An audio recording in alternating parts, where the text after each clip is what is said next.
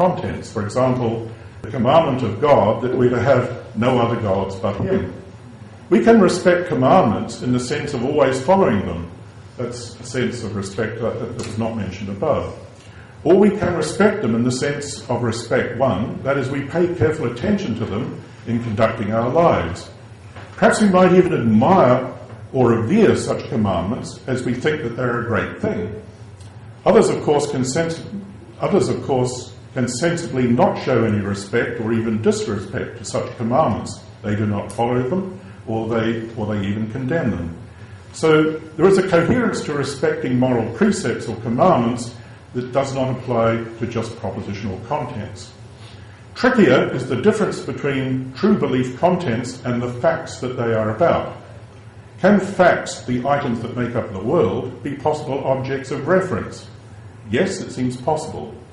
If we assume that it is a fact that Christ died on the cross, then, on the interpretation that Christians give it, namely, through this rather repulsive act, God let sinning humanity off the hook, that fact can be an object of reverence. But it is not an object of reference for those who do not grant that interpretation. It is simply a pointless suffering death, perhaps wished by the person who underwent it. But the facts that make up the world are not the same as the belief contents that we can entertain. The former are possible objects of respect, but the latter are not. Matters differ when it comes to acts or states of belief of a person.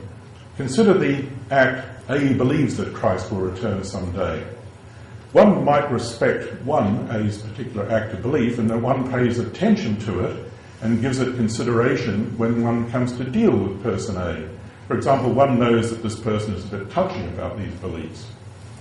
Also, one might respect A's act of belief in letting A hold their belief, or disrespect it in attempting to alter A's act of belief.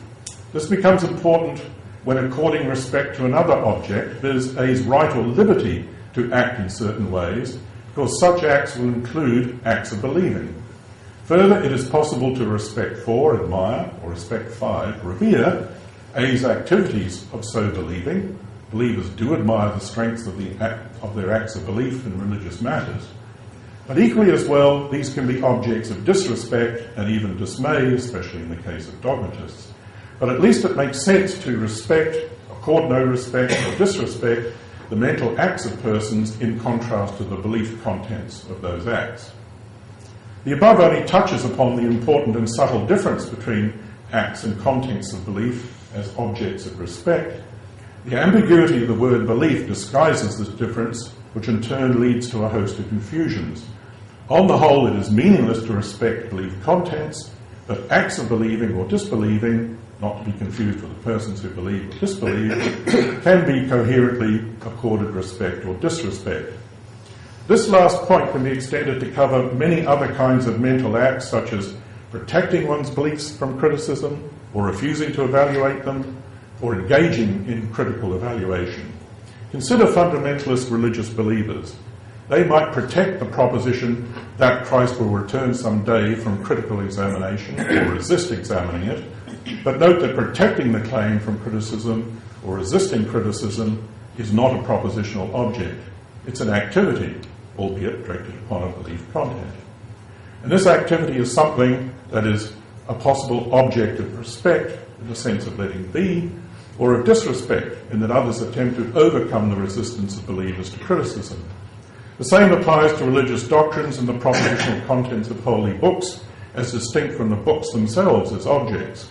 As argued, strictly it does not make sense to respect such contents, but enabling or resisting criticism of the contents are different objects altogether, which are open to respect or disrespect.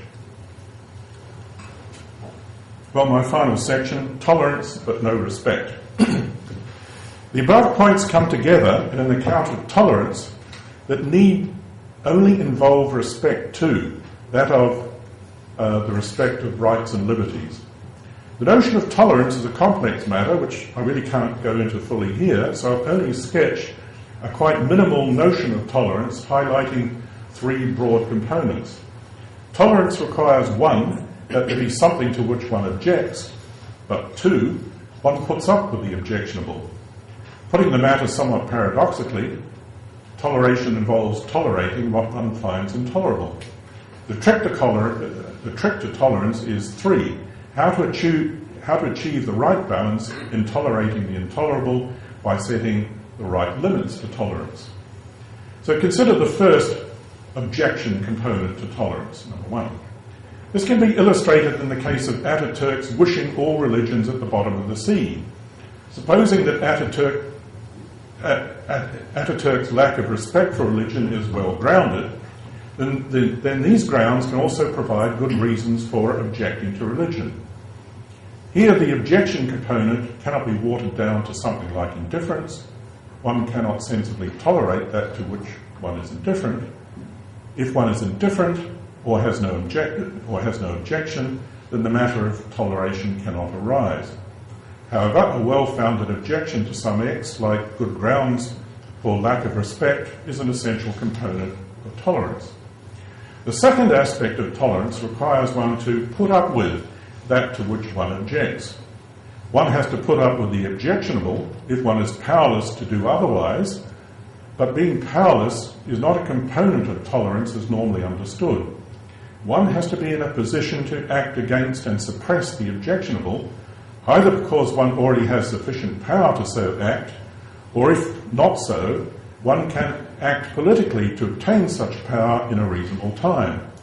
What the second aspect of tolerance requires is that one refrains either from exercising successfully one's current powers of suppression or acting to obtain powers of suppression.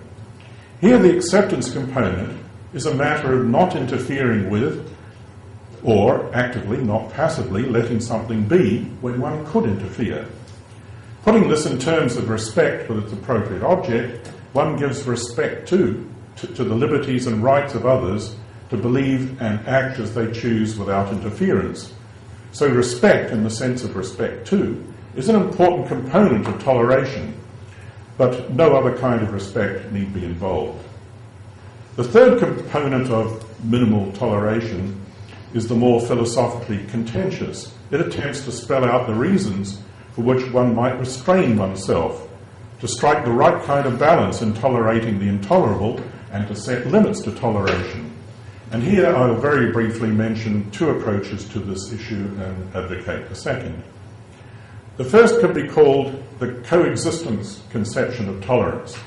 To illustrate, consider the various religious parties who battled it out for various lengths of time, now encapsulated in the title of one of their more devastating wars, the 30 Years' War, 1618 to 1648.